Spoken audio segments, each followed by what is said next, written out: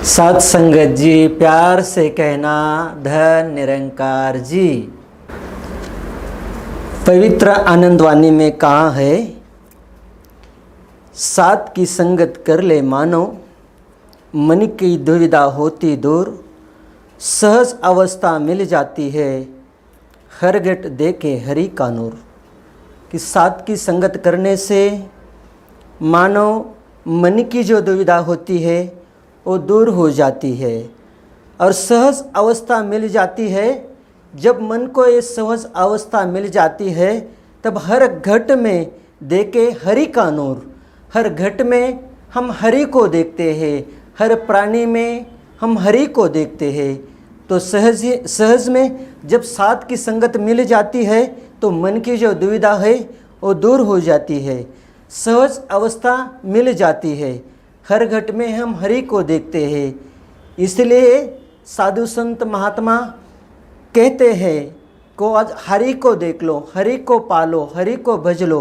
हरि के बगैर इस दुनिया में कोई नहीं है। तो आज इसी के लिए, आज इसी मानव के मन में ये भ्रम है, मैं पापी हूँ, मुझे क्या हरि मिलने वाला है, मुझे क्या राम मिलने वाला है, मुझे क्या परमात्मा मिलने वाला है। तो ऐसा नहीं। जब साध की संगत मिल जाती है तो मन की जो हमारे भ्रम होते हैं, मन की जो दुविधा होती है वो दूर हो जाती है और सहज में ही एक परमात्मा मिल जाता है गुरु की कृपा से। जब तक गुरु की कृपा नहीं होती तब तक ये परमात्मा मिल नहीं जाता। इसलिए हमें साध की संगत करनी चाहिए और साध की संगत करने से हमारे मनों में जो भी है, घृणा है, द्वेष है, ईर्ष्या है, निंदा है, नफरत है, साध की संगत करने से ही हमारा मन निर्मल, पावन, पवित्र बन जाता है। तो असाध की संगत आज बड़े ही कठिन हो गए हैं। मनुष्य को सारी तो चीज़ें मिल ही जाती है पर साध की संगत नहीं मिलती। तो इसलिए पुरातन साधु संत महात्माओं ने हमें प्रेरणा दी कि आज साध की संगत हमें करनी चाहिए। और जब तक हमें पूरा साधु नहीं मिल जाता तो हमें वो ज्ञान भी नहीं मिल जाता, वो सहज अवस्था भी नहीं मिल जाती।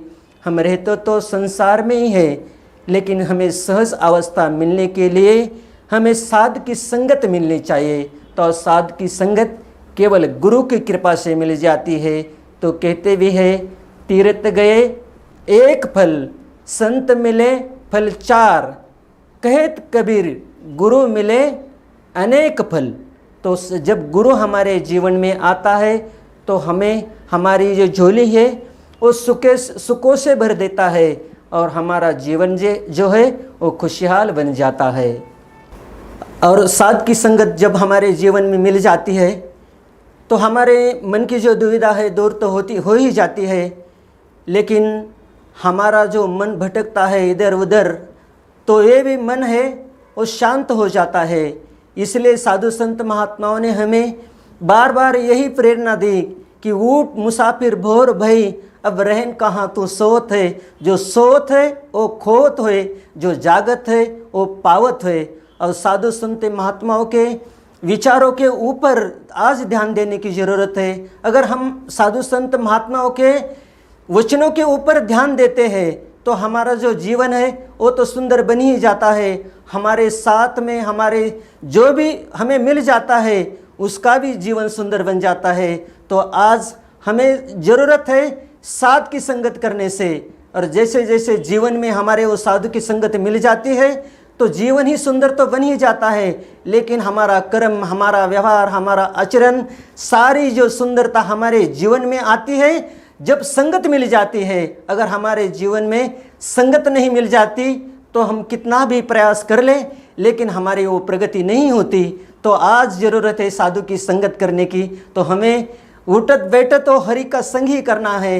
उठत इसलिए कहाँ है साधु संत महात्माओं ने, उठत बैठत हरि भजो, साधु संग प्रीत, नानक दूर मति छुट गई, पार ब्रह्म बसे चित। इस पार ब्रह्म निराकार परमात्मा जब हमारे चित्त में बैठता है, तब जब साथ की संगत मिलती है तब हमारे मनों में वो परमात्मा बैठता है, हमारे चित्त में वो परमात्मा बैठता है।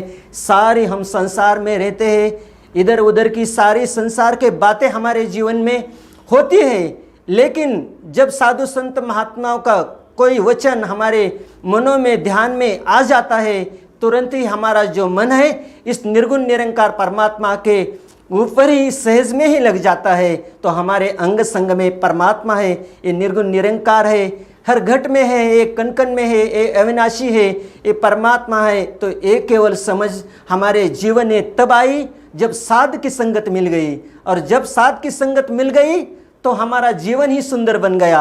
और जब ये सुंदर जीवन बन गया, हमारे साथ में, हमारे अड़ोस में, पड़ोस में जो भी साध संगत में आया उसका भी जीवन सुंदर बन गया। और जिधर देखा वो नज़ारा सुंदरता का वही देखने को मिला। जब जब संगत में कोई भी महात्मा सज्जन मिल जाते हैं, एक दूसरे के चरणों के ऊपर गिर जाते हैं, नमस्कार करते हैं, और तब इस चर्चा हो जाती है कि साध की संगत करने से जीवन में जो भी कठिनाई होती है, जो भी परेशानी होती है, जो भी दुख होता है वो दूर हो जाता है। केवल साधु आते ही इस जीवन में परोपकार के लिए आते हैं।